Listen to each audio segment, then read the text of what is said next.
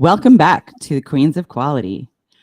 I am your co-host, Michelleanne Bradley, and I am here with Jen. Hi, Michelleanne. Hi, Jen. And we are also joined again today by Emily Barker. Hello. And Steve Thompson. Hello, everybody. Good to see y'all again, hear y'all again. And today is our wrap-up of the mini season on AI and ethics. So, who wants to start? Well, I know we were talking about kind of the, how we wanted this mini season to go. We talked about the, what the ask is. We want people to reach out to us and get involved with the ARB. And then we talked about what the ARB really is and, how it could be used and the importance of it. This episode, I think, is really about the why. Like, why is it so important? And, what other things we really need to consider. As someone who I admitted during previous episodes that I am not a subject matter expert when it comes to artificial intelligence by any means. So there's something that we were discussing, and I'd like our experts to really expand on that. And that was the idea of the negative programming. So I know my idea of what negative programming is. It kind of comes back to being 6 years old and being punished type of thing. I don't think that's what you're talking about. So I'd like you to kind of expand a little bit more as to what that means within the context of AI. Okay, so when it comes to LLMs, so I don't know if we've talked about that term before, but large language models. So that is the data that is being fed to the AI. What they found is that when they use negation, so when they use the word no or don't, that it essentially confuses the AI because it's looking for, if given word 1, 2, and 3, what's word 4? And if word 3 is no, then it completely reverses what the possibilities would be for that word 4. And it can be as easy as straightforward as the sky is not blue. And it doesn't understand that concept because we didn't give it an answer. We didn't give it a concrete way to go. And so it will actually give either wrong answers after that. The sky is red. The sky is black. Or it'll give just generic answers. The sky is, because it doesn't know where to go. And so when it comes to negatives, that is where it gets confused. And then the other piece is that it's looking for pattern matching. So it wants to match the pattern against something it's seen before. And when it's not, and when it's no, it hasn't seen that before. And so it doesn't automatically reverse the not no answer. And it's definitely an issue that we've seen with AI. And, like we've seen with art and poetry, hopefully it will get better and the algorithms will get better so it can deal with it. But right now, we're still having issues with the word no.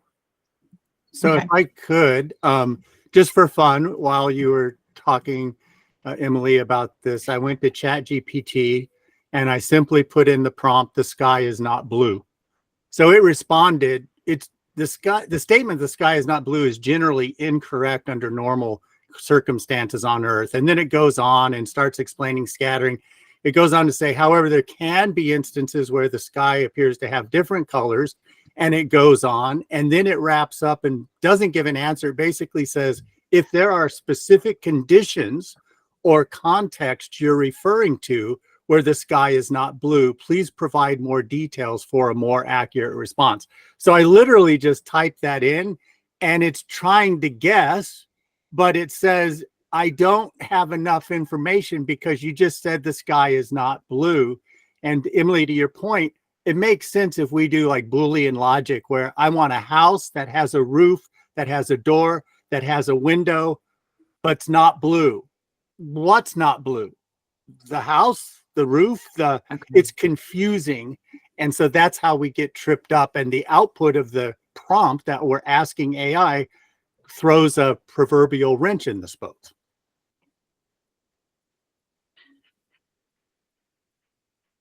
I actually think that I get that. And to add to it, what Jennifer said early on, she talked about a 6-year-old, and it just kind of clicked. If you say to a 6-year-old, you're not going to go to the store, you're going to get, but I need to, but I have to, but so AI is going to start trying to act like a 6-year-old child because it's trying to give answers to something that it was given a no. And it just like a 6-year-old or a child, it doesn't handle the no's too well. I know a lot of 50-year-olds who don't handle the nose too well. Why you gotta throw me under the bus like that, Jen? And that's a great example, Steve. Not the one about Michelleanne being under the bus. But that's where, again, for me, again, I kind of want to bring it into like simplest terms because I fully acknowledge I am not an expert in this area. So I try and come up with very almost like real world parallels. Mm-hmm. So I have seen that child throw a temper tantrum in Walmart, when they don't get the toy, like that kind of thing. And that's kind of what I hear you saying, that this whole negative programming piece is about, is that's essentially what happens for it. I know that the algorithm doesn't feel. We can get into that in just a second. Yeah. And that's I'm a visual person, so that's the visual I get. That okay, like we're chugging along. It's a good day. And then something happens and it goes, or it becomes that colleague who doesn't know the answer, and they just continue to talk without saying, actually, I don't know. Yeah. Excellent point. And to, we were talking about a little bit earlier, AI doesn't have self-awareness or empathy. Exactly right. So it doesn't know to say, I don't know. Because it's programmed, or the expectation is that it gives an answer. Well, that even brings up another point, because we human beings are trying to make sense out of artificial intelligence. And earlier we were talking artificial intelligence that is antisocial, artificial intelligence that doesn't have emotion. So we are supposed to be gregarious social beings with intelligence and emotion. And we're trying to make sense of a mathematical algorithm that has no emotion and no social skills whatsoever. So hence, that's the dilemma that we're facing right now. Yet at the same time, bringing like the ARB, the algorithm review board that we're talking about, is to bring the compassion, the common sense, the emotion, the feeling, to fill in the gaps of where artificial intelligence, machine learning in general falls short, because it doesn't have those critical things. And we're dealing with human lives here, human beings, etc. So, that's what we're bringing to the table here: the compassion, the common sense, the emotion to make ethical decisions upon what we're doing. I love it. So, Stephen, the piece too, that kind of to bring it all together, and I think we talked about this in an earlier episode, where about, AI is not replacing people. It is a tool for people. And that's where, I liken it to a hammer, kind of thing. Eons ago, things were built, yet they didn't have hammers and nails. And it evolved into, now having this, hammer. And now we have, I love going to those hardware stores and just kind of looking at all the fun toys they have to make stuff, So this is just the next iteration of all of that. The AI is a tool for us humans who have the common sense, the knowledge, and the wisdom that you talked about from the last episode, Steve, plus the empathy. As a human being, you hope that we are empathetic, that all of those things help us make better decisions for the people that we're trying to help in the clinical studies or in a healthcare setting and that type of thing. Is that kind of a fair assessment? Yeah. And I mean, earlier we were also talking about human in the loop. And, you don't just grab, to your analogy, a hammer and throw it at a construction site and walk away and think it's going to build. No, you got to have skilled people that are using it, right, in the appropriate way.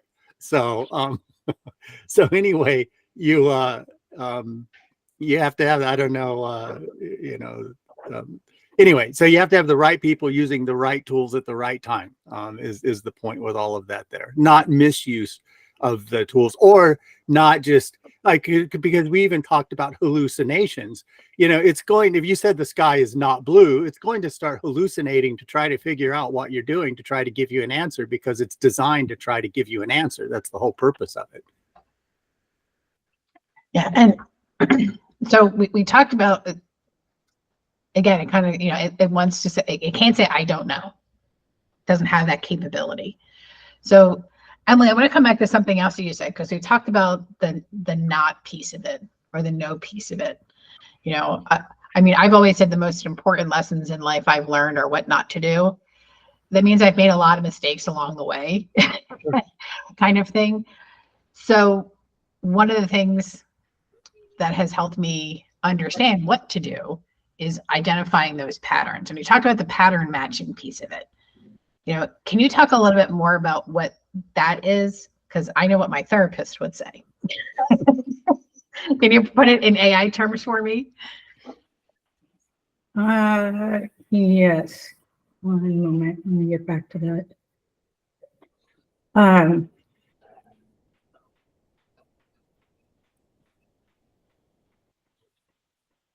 Okay, so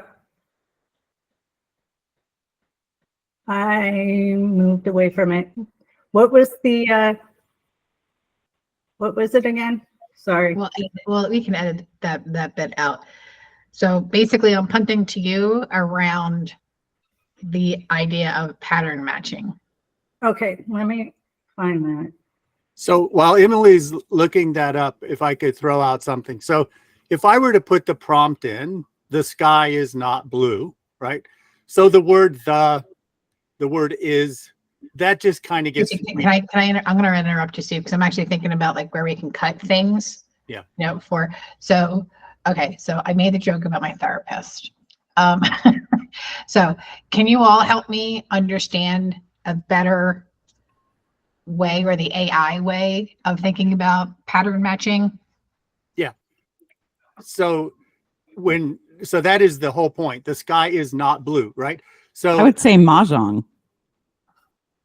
Mahjong is a better way of thinking about pattern matching, because in mahjong, you're looking for matching tiles. I don't know how to play mahjong. Yeah, I've watched people, but I haven't played it. But when you do, the sky is not blue, right? So there are keywords there: sky, blue, and not. So that not throws it into a tailspin, basically. So if I said the sky is blue, then it's matching, right? It gets a lot of hits about a blue sky, books written about a blue sky. There's a whole bunch of information about blue skies. So it could match those patterns and start giving you information. The moment I say the sky is not blue, it throws it into a completely different direction, because it's not blue. So that you're trying to match a pattern that's not a pattern. is the problem with that statement. I mean, it can do that, but it gets tricky with Boolean logic, the ands and the nots and stuff like that. The bottom line is that it's just difficult for an algorithm that's designed to look at data, look at patterns to provide an answer, but your prompt that you're feeding it is not, it's a non-existent, a lack of a pattern, basically. I see. So it's not that they're different concepts, like the negative programming versus the pattern matching piece of it. It's when you try to do negative programming, it actually negates pattern matching, and therefore, to bring it back to our analogy, makes the algorithm turn into a 6-year-old that's throwing a temper tantrum. Yeah, it just doesn't understand I'm going to match things that are not blue. My gosh, there's, like Emily mentioning LLMs, large language models, they have trillions of records in them. There's a lot of data. So there's a lot of stuff inside of there that's not blue. So now it's trying to figure out what's not blue. Right. And, a red sea is not blue. What green grass is not blue. What am I supposed to answer? Right. With a not blue? The sky's not blue because I have so much. It's confusing, right? And they're also not sky either. They're not sky either, right? Because typically the sky is blue. That's what's most common. Right. Okay. So when we talk about the application piece of this, and again, we were talking about bringing in the people because we want people to participate in this. We know we need a diverse cross-section of people, to give their perspectives for a variety of reasons. And we talked about many of them throughout the totality of this season. When it comes to the ethics piece of it and what makes the most sense, how do we actually create a baseline for an ethical approach given the concept of cultural relativism? So that's the beauty of all of this, right? We already know the limitations. So the ARB is coming into this knowing the limitations of artificial intelligence in general. One, it's not really intelligent, it's artificially intelligent. We know that it lacks wisdom and knowledge because we human beings have that, and we apply the wisdom and knowledge. We also know that it lacks empathy and emotion. And now we know, like what Emily's bringing to the table, the negative constructs of it. So collectively, as an ARB, if we're looking at a project or an approach or a design, and we're looking for the negative, or we're trying to make sense of it, we bring that to the table, understanding the limitations with antisocial, non-emotional, tricky logic questions and stuff like that. So we could come into it and say, hey, you're trying to develop an algorithm for this clinical setting, but you're using a negative approach to it. And that could be a problem. Rather than looking for the existence of the pattern, you're looking for non-existence of something that is wide open, and who knows? So maybe that is the appropriate thing to do it, but we better have all eyes, ears, and hands on the output when we're training this thing to make sure that it's going to operate appropriately, especially when we're dealing with a negative test case scenario. Well, and Steve, I would definitely disagree that we know the limitations. We know some of the limitations, Yep. There are new limitations and issues coming up daily. So I definitely would want us to kind of look at it from that lens, that we know what we know right now, Exactly. But it's definitely not all encompassing. I would like to add that from, to put this in context for people in, excuse me, pharma and biotech, like the same way that a serious adverse event is a snapshot in time, like we know what, based on the current information, what the limitations are. Mm-hmm. They will change over the course of the evolution of this technology as a process, as a tool, and as it's implemented, right? Yeah, that's a really good example, actually, because you go to the doctor and you're taking medication, and you complain to your doctor that you have an extremely bad headache, and that gets reported as an adverse event or something. Is that related to it? I don't know. That's why you have triaging and the miracles and stuff that gets worked, but you have human beings to figure out, did that medication actually cause the headache, or are there other things that have come into play? So it's a perfect example of the adverse event or serious adverse event was data reported by a patient to a physician, but we have human beings in the loop to make sense of that. Now, eliminate the doctor and the nurse and the triaging and reg affairs folks and everybody, and think that you're going to create an algorithm to determine if an AE is a SAE or whatever. Well, there's so many things that come into play. How can it figure out if that headache is really related to the medication or not? And there was the article we were just talking about earlier where, you know, there was a diagnosis where a person had chills and a cough, but the algorithm threw in fever.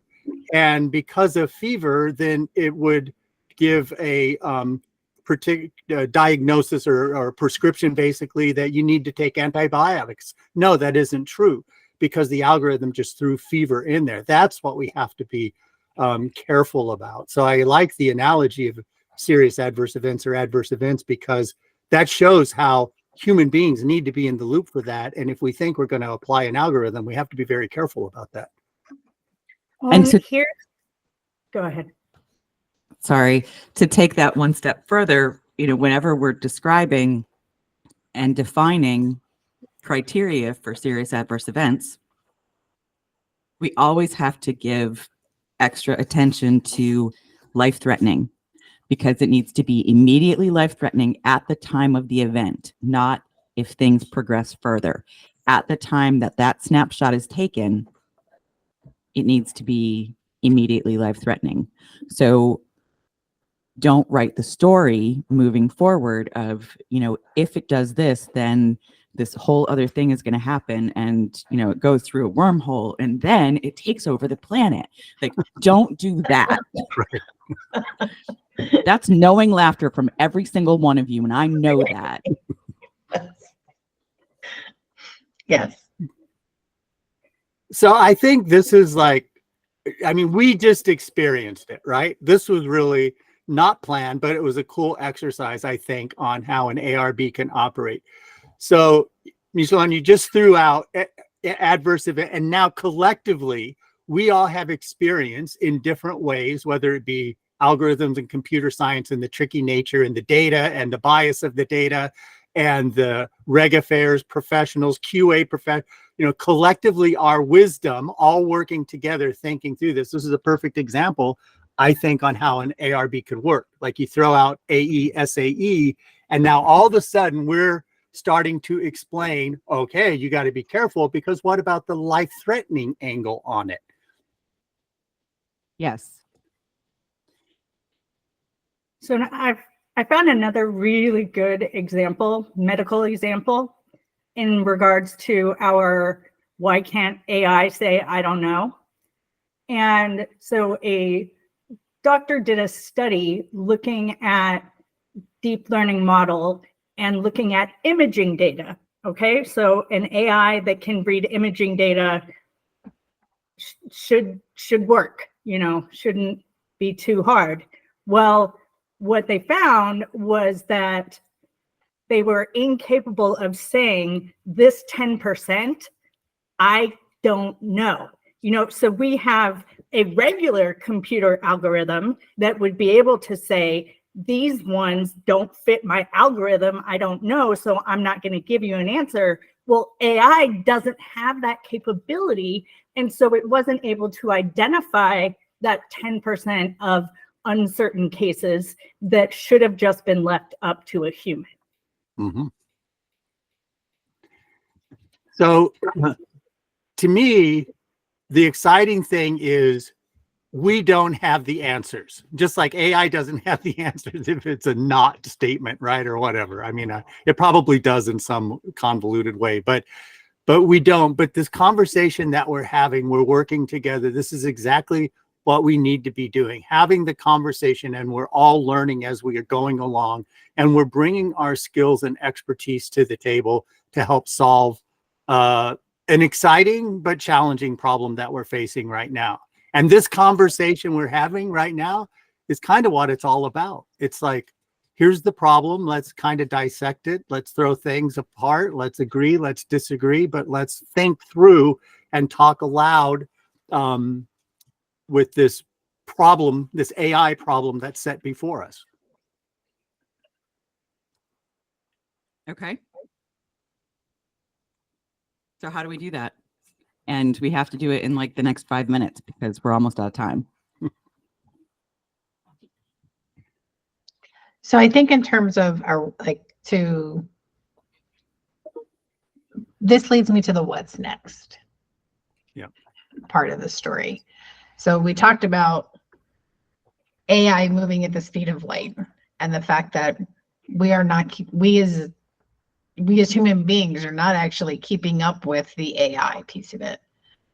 So one of the solutions we're suggesting is the ARB, the Algorithm Review Board, because what that then does is bring the humans into the mix in a way.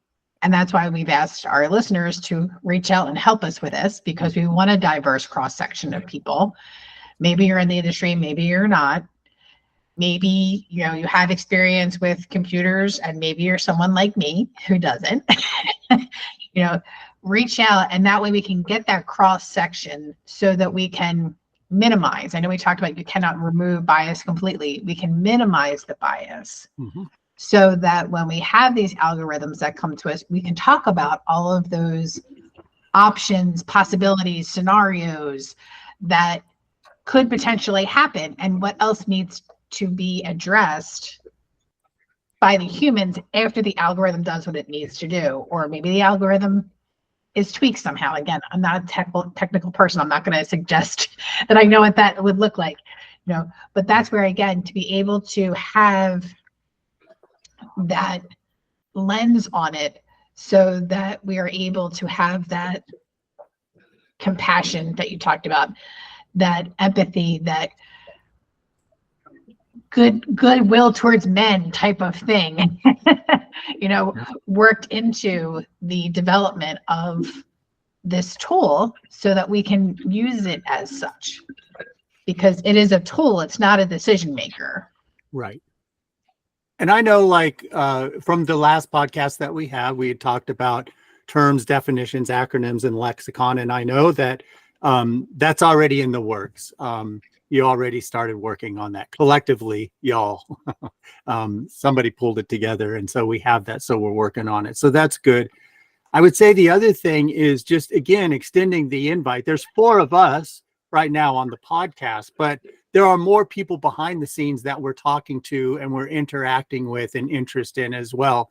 So let's expand this, right? And I would say that if there is an individual, a group of people out there that are working on things, right? You're working on a startup company, you're trying to develop something. I mean, we're here for you as a resource, and we bring a wealth of knowledge from many different aspects, and the doors are open to add to this group of us, a small group right now, and let's start tackling the problems. And if we're not getting, bites on some really cool projects that are out there that we could be working on, then we already know some of the things that as an ARB group, we can start looking at, like, how do you handle the negative, the sky is not blue? How do you handle things like that? How do you, how do you look at data to determine if there's bias in the data or not? So there's things that we could work on, but it would be really good to open the doors, include more people, and have people bring some problems to us, because a really good way to learn is to work together to solve the problems that we're faced with. And so if we look at IRB again as an example, so that institution review board, they have the criteria that they have at least 5 members of varying backgrounds, and make every non-discriminatory effort. And so have one member scientific, one member non-scientific. So we can, use some of these learnings Mhm. to apply it to how to create an ARB. Mhm. What does an ARB team look like? So that's where we're going to, those are the questions that we're going to pose to everyone listening is, what does that look like? Where do we go from here? Hmm. And thank you very much for joining us. If you have any questions, comments, concerns, please feel free to reach out to us at hello@metisconsultingservices.com. And feel free to reach out to any of us on LinkedIn or the webpage. Thank you so much. Thanks, everyone. Great Thanks season. all.